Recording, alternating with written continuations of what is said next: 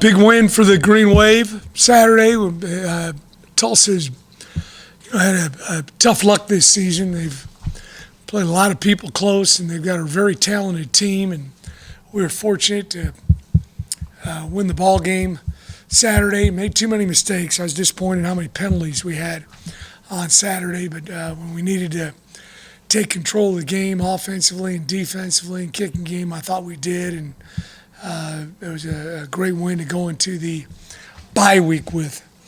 Kind of using this week to some of the guys get healthy, and then also to start looking at Temple and what they do. Any questions? This week for Johnson, Bradwell, Jeffrey Johnson, Bradwell, just to get some extra rest, how big is that? Even though Jeffrey, I think he's full speed. Darius, we need to get him back full speed. I still don't think he's quite there yet, and so this is going to be a good week, and he ought to be full on Monday. Amari Jones, I was surprised he was able to play. Didn't practice all last week, and he went out there and warmed up. And sometimes that's the best medicine is game day. They get a little bit more healthy, but we had him just return kicks. So it's going to be good to get him healthy and full speed. And Jalen McCleskey, I wasn't sure if he was going to play. And he came out and played, and he's another guy we're going to have to get full speed. But all of them are minor type injuries, so they all ought to be full speed. The last 3 weeks look daunting? Is that? Yeah, we got a tough schedule. This is a great league. I say it all the time, but now I think people are starting to notice. Only the Southeast Conference and the Big Ten have got more people in the top 25 than the American, and the next person, the 26th, is UCF.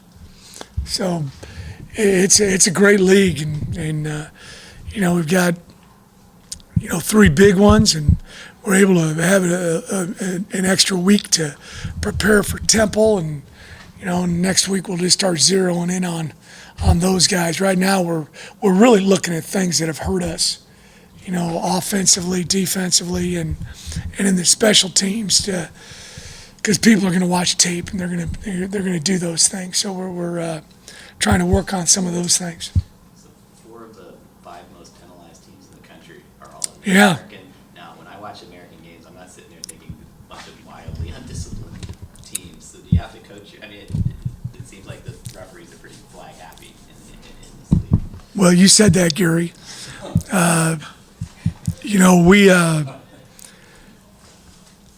There's a lot of penalties that we deserved on Saturday. There's no question about it.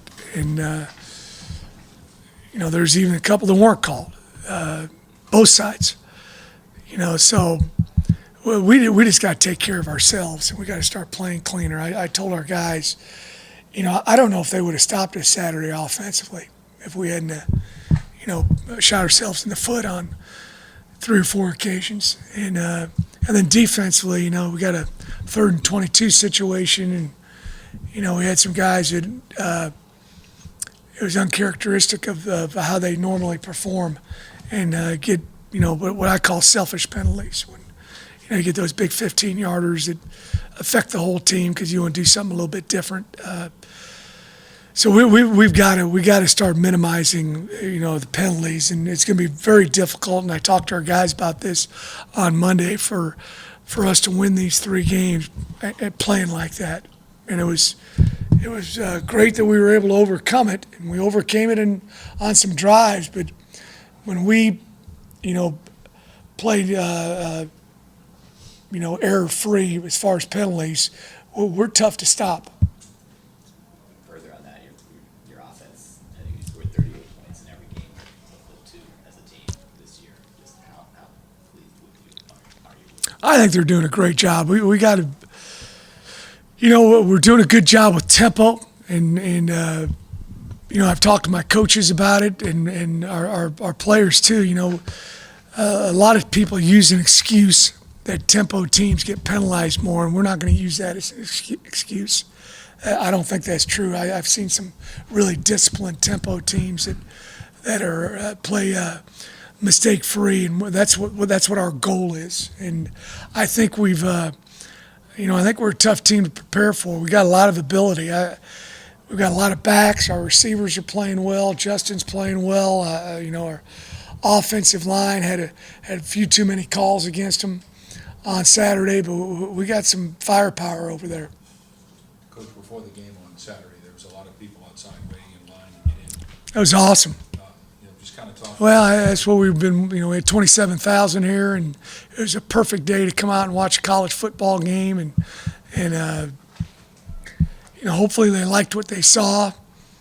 It was a great college atmosphere, and this is the vision that we've had that we can do. We can do it here consistently at Tulane. We'd like to have that crowd week after week after week.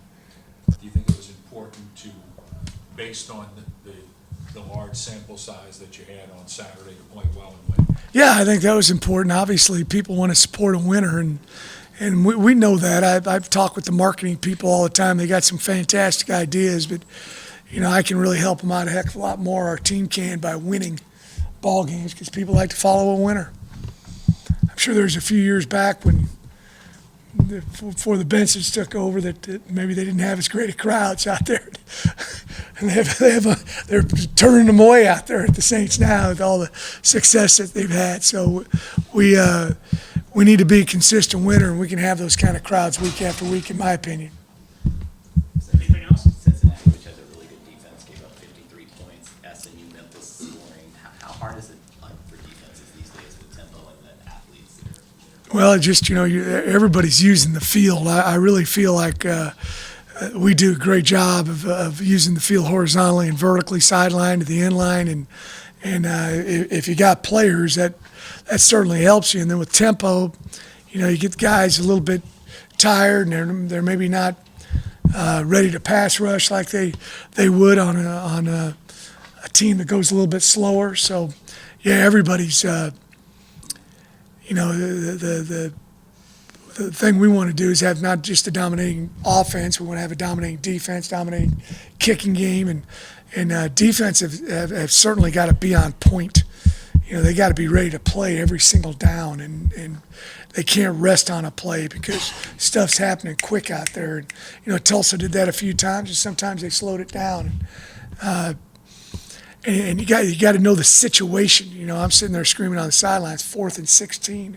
I'm just hoping our guys understand, you got to play differently in the secondary as 4th and 16 as opposed to 4th and 4, like the one that we converted down here. So a lot of stuff's happening quickly, and you got to be able to adjust and play the situation. Did you? Go ahead, Andrew. Is it important offensively with some of the tempo teams? You've almost seen some teams slow down a little bit in certain situations. Is it important to be able to go different speeds? Yeah, you do. You got to change pace. Sometimes you're wanting to go fast because they have a hard time getting lined up and being multiple when you do that. But also there's times where you want to slow it down a little bit and run some clock. You got to be able to do both. And then that's something that we're striving to do, is be able to do both all the time. I know it was a key play in the game, the fumble. Big play. Were you worried about the replay once they looked at it, because it looked really to be really close? It's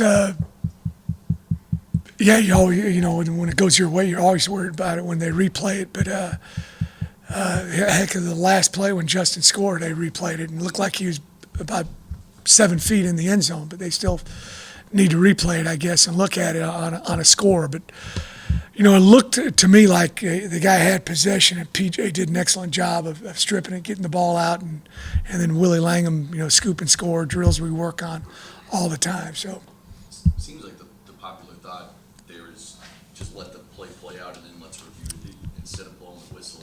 Do you feel like on that play, on that play they let it play out. No, but I mean just overall. I've even seen plays like this season with the Saints where they blew one dead and Cam Jordan runs it back. Well, the big deal they're trying to do is that they want to be 1,000% sure before they blow the whistle. That's one of the things we talk to our guys about. Almost half the plays in a football game, the play ends without a whistle being blown. So you got to know as a player when the ball is dead and not not block or hit. And it's sometimes tough when you're downfield and you got your back turned to the play, to know that the play's been, ruled dead. PJ Hall's role has increased each year.